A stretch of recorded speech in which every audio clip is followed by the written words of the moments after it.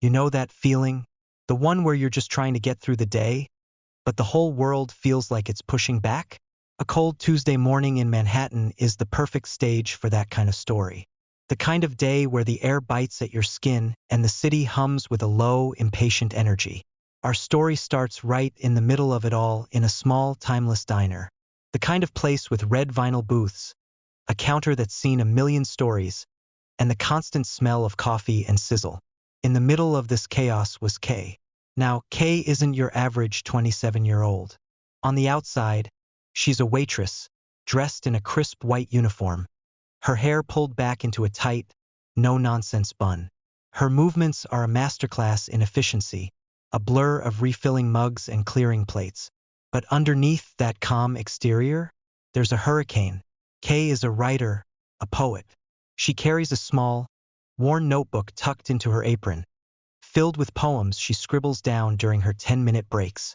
It's her secret world, a place where she can make sense of the beautiful, brutal city she serves every day. She didn't smile much. Life hadn't given her many reasons to. She was a poet in a city that only paid for platters, an artist trying to survive on tips. Every day was a fight, a grind against a city that seemed designed to chew up dreams and spit them out. Her real dream was to be a full-time writer, to finally pay for the online creative writing classes she'd been saving for. But the reality was rent, bills, and the constant soul-crushing weight of a job that felt like a dead end. The diner wasn't just a job. It was a cage. And every shift, she felt the bars closing in just a little tighter. She was serving a family, a young couple with a new baby, a scene so full of hope it almost felt foreign to her. She watched them, thinking of the poem she had started writing that morning about a young mother's tired but hopeful eyes. It's these small, human moments she lived for, the ones she could steal and put on paper. Just as she was walking away, the diner door opened and a blast of cold air rushed in, bringing with it a man who would change everything. You know this guy. He's the one who walks into a room and instantly sucks all the oxygen out of it. Dressed in a tailored navy suit that probably cost more than Kay's rent for the year, a Rolex peeking out from his cuff like a smug, metal eye. This was Van Roy, a man who radiated entitlement, a CEO who looked at the world as his personal kingdom and everyone in it as a servant.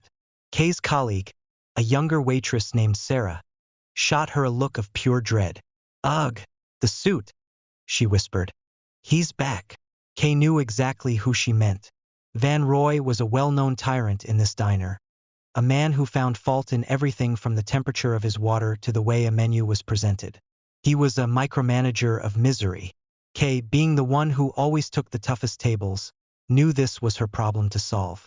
She took a deep breath, the kind you take before a fight you know you can't win, and moved to his booth. He didn't even look up from his phone when she approached. "Good morning, sir. What can I get for you?" she asked, her voice calm and steady. "Just coffee," he barked, his eyes still glued to his screen. "And make sure it's fresh. Don't bring me that sludge you people usually serve." That's a classic move, isn't it? The subtle insult, the way he lumps you in with a faceless, inferior group. Kay felt the familiar knot of frustration tighten in her stomach. She headed back to the counter, her hands moving with a mechanical precision. As she poured the coffee, a part of her wondered if this was her life forever. Serving people who saw her as less than, all while her words and dreams were trapped in a little notebook in her apron. She returned to his table, placing the mug down as gently as she could. For a moment, the world was silent again. But this silence was the calm before the storm. Van Roy took a sip, then slammed the mug down on the table. The sharp crack of ceramic against would cut through the low hum of conversation. Heads turned. Everyone in the diner froze, their forks halfway to their mouths. "Excuse me," he bellowed, his voice echoing with fury. "Is this what you call fresh? This is cold. This is an insult." Kay, who had been taking an order from an elderly couple, excused herself and returned to his table. She kept her face a blank mask, the kind you learn to wear after years of this. "Sir, I can get you another cup," she offered, her voice a low murmur. "Another cup? No, I want to know something," he said, standing up now, his booming voice drawing everyone's attention. I want to know how a place like this hires someone like you. You people, you always think the world owes you something. You think wearing that uniform makes you part of society? You're just a waitress, nothing more. My dog shows more discipline. The silence that followed was heavy, suffocating. You could hear a pin drop. Kay's hands, the ones that wrote poetry and navigated a bustling diner, were now clenched behind her back, her nails digging into her palms. She had heard worse. She had been called names, left notes that read, "Know your place." She knew the city was full of people like Van Roy, people who wrapped their prejudice in expensive suits and briefcases. But today, his words were a hammer blow. They weren't just about the coffee. They were about her, her worth, her very existence. Unbeknownst to them, at a nearby booth, a teenage boy named Adrian, with a small following on a social media platform, had been filming the entire exchange. He was a budding filmmaker, a chronicler of his city. He saw the fire in Kay's eyes, the quiet dignity in her posture, and he knew this was a story that needed to be told. The little red light on his phone blinked, a silent witness. Van Roy, emboldened by the silence and the lack of a challenge, continued his tirade. Do you know who I am? I own this city.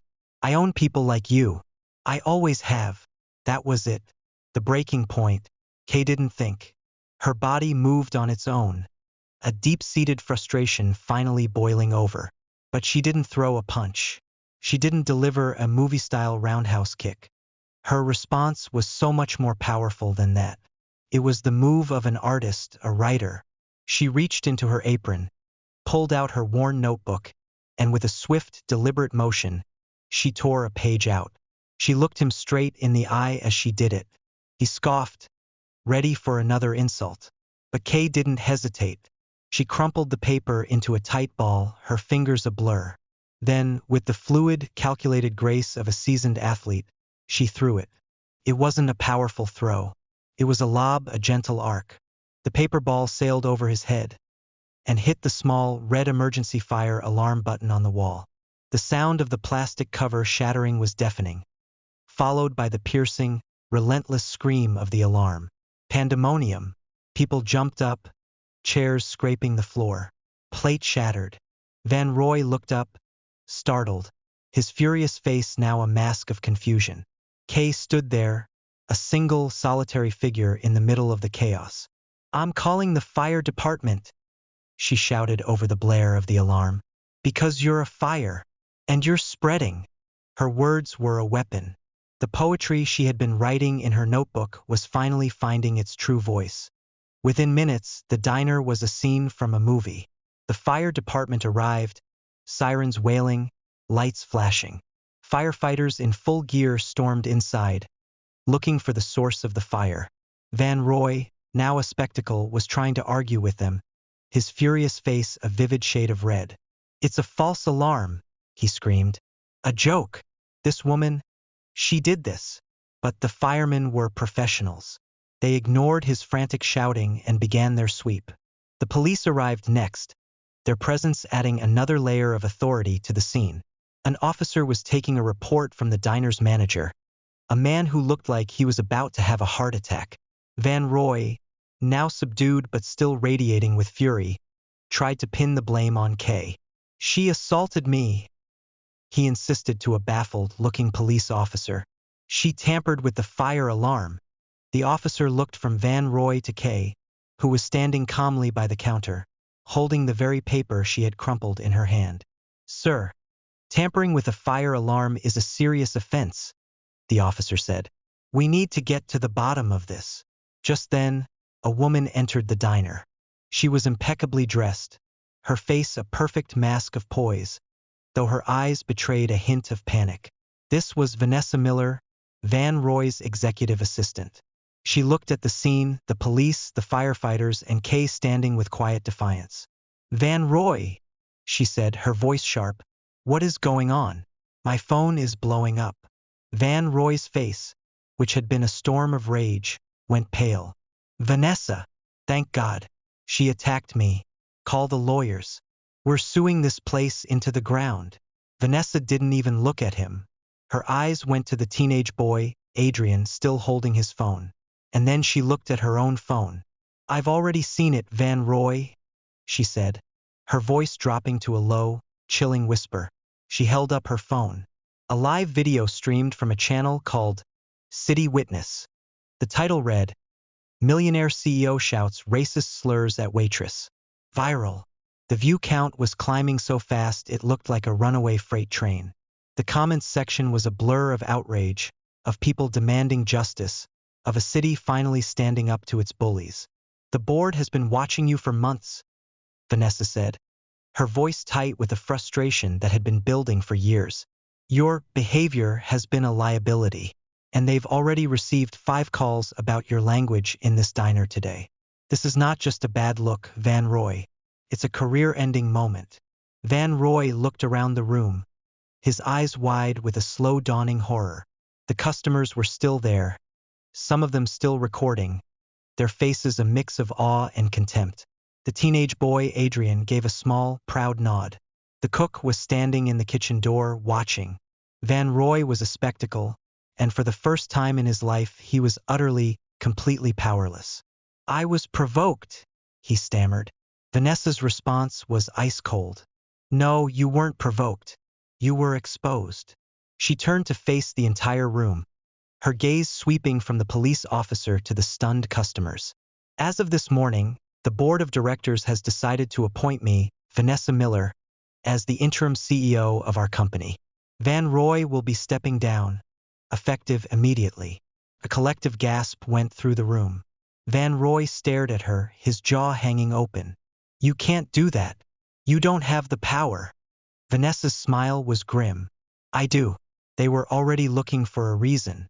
You just gave them the final proof they needed. All of this, Van Roy, because of a waitress." And as Van Roy's world collapsed around him, Vanessa added the final, devastating blow.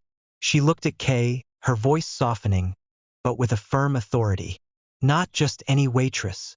A woman who stood up when no one else would. A woman with integrity."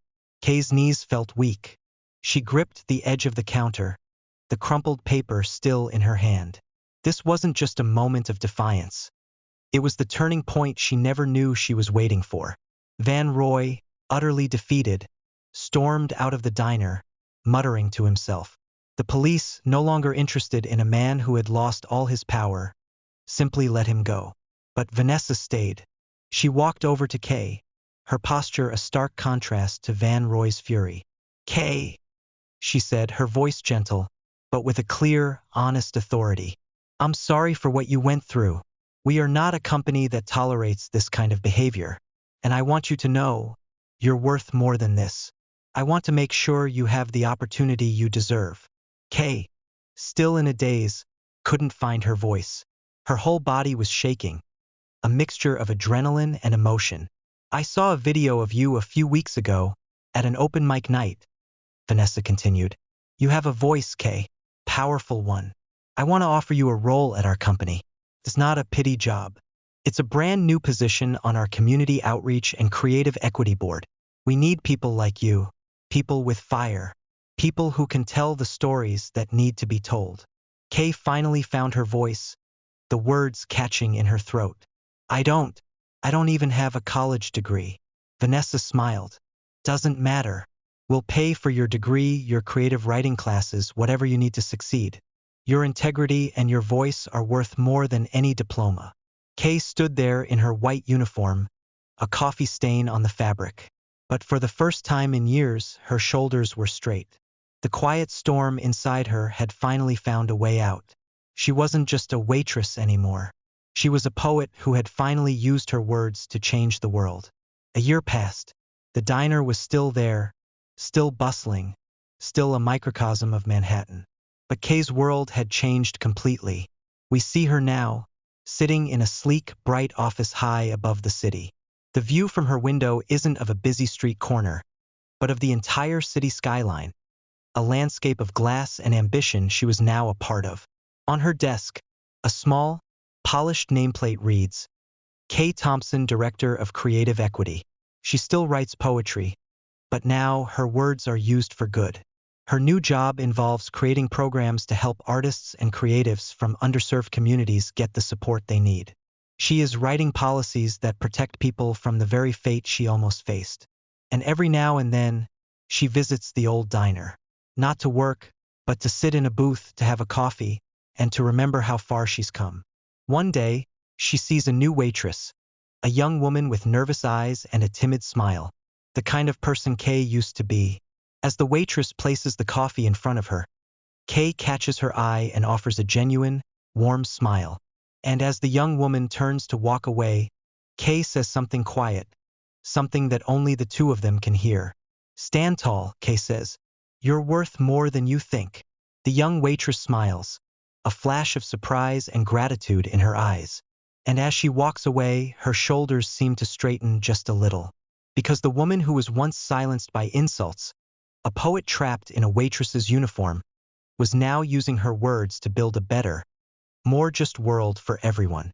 And it all started with one bold, beautiful move. If you enjoyed this story, be sure to hit that like button and subscribe for more emotional and dramatic tales. Let us know in the comments below. Where in the world are you watching from? And until next time, stay kind, stay curious, and stand tall.